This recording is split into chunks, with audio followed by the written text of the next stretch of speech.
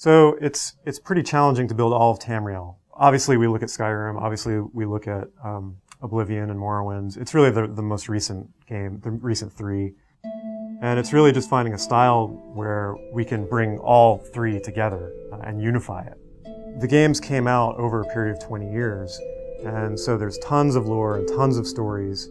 And Morrowind is one of those kind of weirder places that's actually described in lore as more of an alien landscape. Morrowind was, it's kind of the land of giant mushrooms and, a lot of that kind of stuff.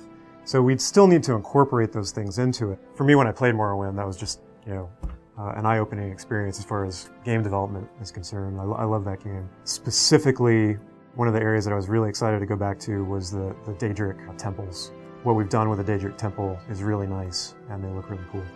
So with Cyrodiil, we start with height map. So the most important thing for the art team is to understand that we have to support the game design. The game has to be fun, it has to be playable.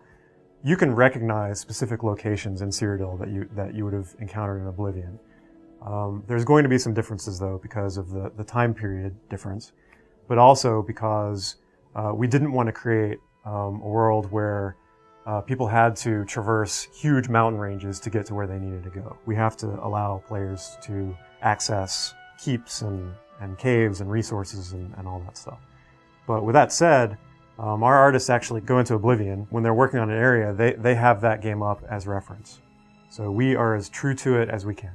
The later games, Skyrim and Oblivion, I think Oblivion was treated more realistically. I think Skyrim went to a place where it kind of went back to a little bit more stylization, but it definitely has that realistic kind of gritty feel. My view is that MMOs, we're not really at the technical state with MMOs, the graphics technology, to really be able to pull off photorealism. Like we can't do it. And in our game, particularly, our target is 200 characters on screen for our massive battles. And so that puts us at technical limitations as far as polygons and textures and things like that. So there's no way we're going to get, photorealism. So in order to make the game look good and interesting, we make it stylized. The important point is to make it feel handcrafted. I think that's more important than photorealism. I think that's what people respond to. So we're incorporating some of those, fantasy elements, the giant mushrooms and Morrowind, but we're also putting in that gritty feel and the textures. So every building has a weathered kind of grime look. The armor is, it's not all shiny and pristine. It's gritty and weathered as well. As far as assets, we make as many assets as we possibly can. The world builders can't have enough assets.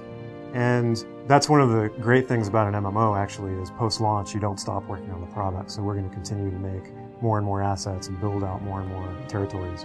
The world builders are going in, they're taking assets, everything is hand-placed, there's no procedural construction. So a lot of MMOs, a lot of games use procedural methodologies to lay stuff down quickly, and we're not doing that. Our artists go in and hand paint down all of the grass, place every tree by hand. And that's where we get that unique look and feel for every environment.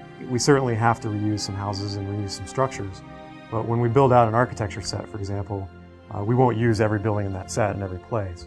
Our goal, first and foremost, is to create handcrafted environments. I think that's what the Elder Scrolls games are really known for, particularly in the later games, is that handcrafted look and feel, and we're no exception.